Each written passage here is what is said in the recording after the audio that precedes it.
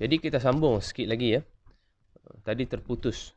Okey, yang ketiga ya al-qatl khata', tersalah bunuh. Macam mana boleh tersalah bunuh? Okey. Kalau yang qatl amdi tu dia ada niat, yang kedua ialah dia menggunakan alat yang membunuh. Kalau qatlu syibul amdi, dia menyerang menggunakan, yang kedua dia menggunakan alatan yang tidak membunuh. Yang ketiga, al-qatl khata' ni dia ada dua ciri. Yang pertama, dia tidak berniat untuk membunuh orang tu. Tetapi istiqdami wasilah, dia menggunakan alat yang boleh membunuh. Contoh pistol, memanah. Tetapi dia nak bunuh orang lain, tetapi benda lain yang terbunuh. Contoh, dalam buku teks dia bagi contoh, seseorang tu pergi memburu, dia memburu rusa, ghazal. Kan? Dia nampak di hutan tu ada bergerak-bergerak, bunyi macam rusa, maka dia pun tembak. Bila tembak-tembak, rupanya yang mati tu ialah orang ataupun kawan dia. Maka itu adalah pembunuhan sebab menyebabkan hilang nyawa. Maka pembunuhan ini dikategorikan sebagai qatl khata', tersalah bunuh. Tersalah bunuh. Maka fahamkanlah tiga bentuk ataupun anwa'ul al-qatli. Okey, yang berikutnya, halayan yang ketiga, kita belajar tentang syarat-syarat qisas. Okey, syarat-syarat qisas yang melibatkan anggota badan. Syarat-syarat qisas yang melibatkan nyawa. Okey ya. Okey, tengok. Dia ada 4 syarat seperti mana yang kita maklum, dia ada 4 syarat. Okey. Syarat syurutul qisas fil qatli. Yang pertama, dia mukallaf. Dia mesti mukallaf. Apa maksud mukallaf? Mukallaf ni dia adalah Islam, dia baligh, dia berakal. Islam, baligh, berakal. Baru dia mukallaf. Kalau yang membunuh itu, kalau yang terbunuh itu bukan Islam, okey, ataupun yang membunuh itu kanak-kanak ataupun orang gila, maka tidak dikenakan qisas. Okey, tidak dikenakan qisas. Kalau yang membunuh itu bukan Islam, kanak-kanak ataupun orang gila, maka dia tidak dikenakan qisas. Yang kedua ialah ghairu asla lil maqtul ayakuna al jani atau al qatil, iaitu pembunuh ataupun penyinayah itu ghairu aslan lil maqtul. Dia bukan ayah, dia bukan mak, dia bukan atuk, dia bukan nenek kepada mangsa. Okey. Kalaulah si ayah membunuh anak dia, si atuk membunuh cucunya, maka atuk tersebut, ayah tersebut tidak dikenakan qisas. Okey, tidak dikenakan qisas. Apa maksud qisas? Dibunuh balik. Okey, qisas ni maksud dia qisas al-fil qatli, tidak dibunuh balik.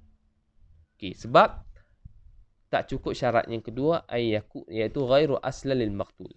Yang ketiga ialah ayakunal maqtul ma'sumud dam, iaitu yang dibunuh ataupun mangsa itu terpelihara darahnya ataupun terpelihara nyawanya. Siapakah orang yang terpelihara nyawanya? Ada dua. Yang pertama, orang Islam. Orang Islam kita tidak boleh bunuh sesuka hati. Yang kedua ialah orang kafir zimmi. Kafir ni ada dua secara umumnya, kafir zimmi dan kafir harbi. Kafir harbi ialah kafir bukan Islam yang menyerang dan memusuhi orang Islam dan negara Islam.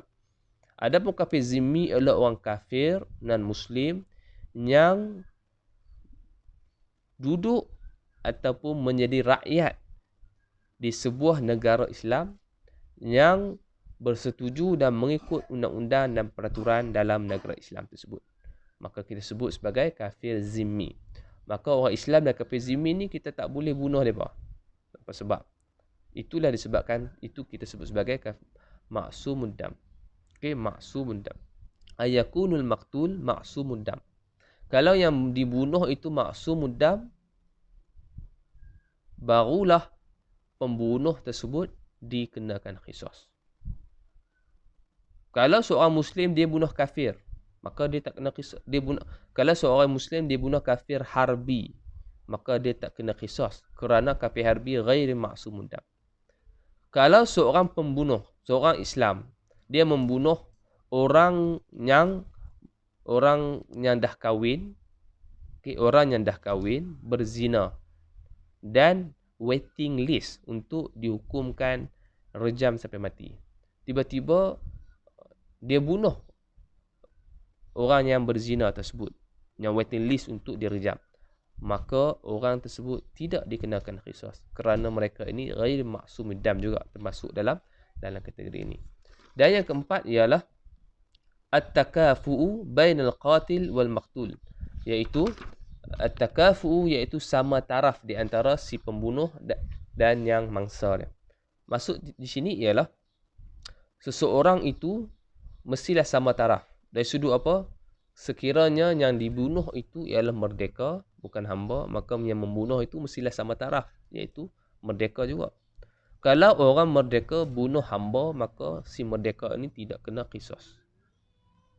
Kalau hamba bunuh si merdeka, kena qisas sebab itu lebih aula. Maka martabatnya rendah, bunuh martabat yang tinggi, kena qisas. Martabat yang tinggi, bunuh martabat yang rendah, tak kena qisas. Itu maksud at-takafu. Martabat yang sama, membunuh martabat yang sama, maka dikenakan qisas. Okey, faham? Okey, itu ialah syarat-syarat qisas. Okey, yang keempat ialah